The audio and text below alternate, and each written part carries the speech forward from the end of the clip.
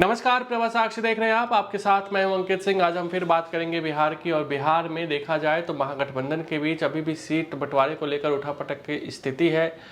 वहीं दूसरी ओर एनडीए ने सीट बंटवारा कर लिया है, आधिकारिक तौर पर ऐलान भी कर दिया गया है। कौन सी पार्टी किस सीट पर लड़ेगी इसको लेकर कोई आधिकारिक घोषणा नहीं हुई है, लेकिन सूची कुछ आ रही है, पिछले दरवाजे से आ रही है और वही सूची लगातार मीडिया में तैर भी रही है।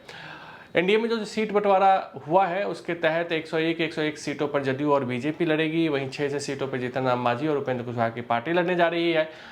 चिराग पासवान की सबसे बड़ी जीत हुई है और चिराग पासवान की पार्टी 29 सीटों पर लड़ेगी। सीट बंटवारे को लेकर जो फॉर्मूला सामने आया है उसमें बताया जा रहा है कि एक लोकसभा सीट के आधार पर 6 विधानसभा की सीटें दी गई है। ऐसे में चिराग पासवान के खाते में 30 होनी चाहिए थी, लेकिन उन्हें 29 दी गई है। जीतन राम मांझी के पास 1 लोकसभा की सीट है, ऐसे में उन्हें 6 दिया गया है। उसी आधार पर बीजेपी और जदयू ने भी अपनी सीट अपने पास रखे हैं। काराकाट की सीट पे उपेंद्र कुशवाहा लड़ाई लड़ते थे और भले ही वो हार गए, लेकिन उनके पास 1 सीट दिया गया था, इसलिए उन्हें भी 6 सीटें दी गई हैं। लेकिन अब बड़ा सवाल ये उठता है कि क्या सीट बंटवारे के ऐलान के बाद एनडीए में सब कुछ ठीक ठाक है?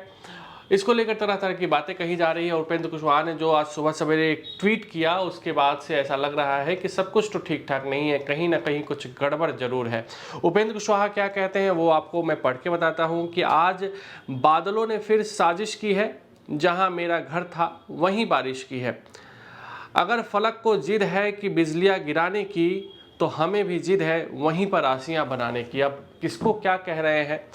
कल एक लंबा चौड़ा उन्होंने पोस्ट भी किया था जिसमें वो साजिश और तमाम बातें कह रहे थे। किसने उनके साथ साजिश किया, किसने उनके साथ विश्वासघात किया, ये तमाम बातें हैं। तो एनडीए में सब कुछ ठीक ठाक सीट बंटवारे के बाद भी नहीं है, ऐसा माना जा सकता है, क्योंकि 4 बजे के आसपास एक साझा प्रेस कॉन्फ्रेंस होनी थी जिसमें 5 दल के नेता शामिल होने वाले थे। लेकिन अब ऐसा कहा जा रहा है कि जदयू ने कुछ नाराजगी जता दी है और बीजेपी से एक बार फिर से जदयू की बातचीत हो रही है। कुछ सीटों को अदला बदली करने को लेकर भी ये मामला फंसता हुआ दिखाई दे रहा है।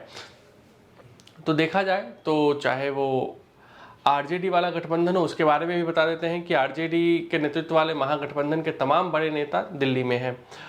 राहुल गांधी, तेजस्वी यादव, लालू यादव, मुकेश सहनी, ये तमाम बड़े नेता दिल्ली में हैं और माना जा रहा है कि आज शाम तक महागठबंधन में कौन कितनी सीटों पर चुनाव लड़ेगा इसका भी फैसला हो जाएगा। लेकिन जो खबरें आ रही है उसके मुताबिक लगभग 137 सीटों पर आरजेडी चुनाव लड़ेगी, जिसमें वो जेएमएम और बासमती पारस की पार्टी और जो पान समाज का एक नेता है आईपी गुप्ता, उनकी पार्टी को शामिल किया जा सकता है 137 में ही। 30 सीटें जो है लेफ्ट के लिए छोड़ी जा सकती है।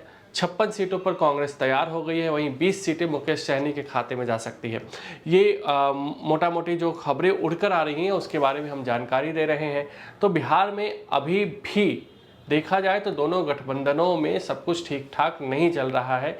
एक में बिना सीट बंटवारे हुए ही सीट फटव्वल है, तो दूसरे में सीट बंटवारे के बाद भी रूठने और मनाने का सिलसिला जारी है। मुकेश सहनी ने कल जिस तरीके से बयान दिया कि महागठबंधन में का स्वास्थ्य जो है वो ठीक नहीं है, दिल्ली में डॉक्टर हैं उनका इलाज करेंगे, तो उससे अंदाज़ा लगाया जा सकता है कि महागठबंधन में भी चीज़ें सामान्य नहीं थी।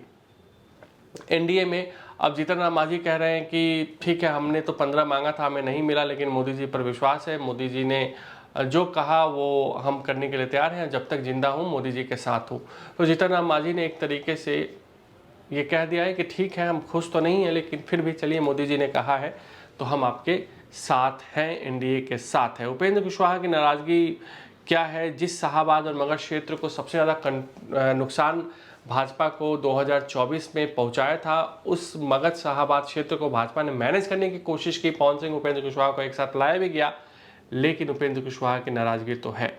अब नाराजगी कैसी है, कितनी बड़ी है, क्या उनको मनाने की कोशिश अभी भी की जा रही है?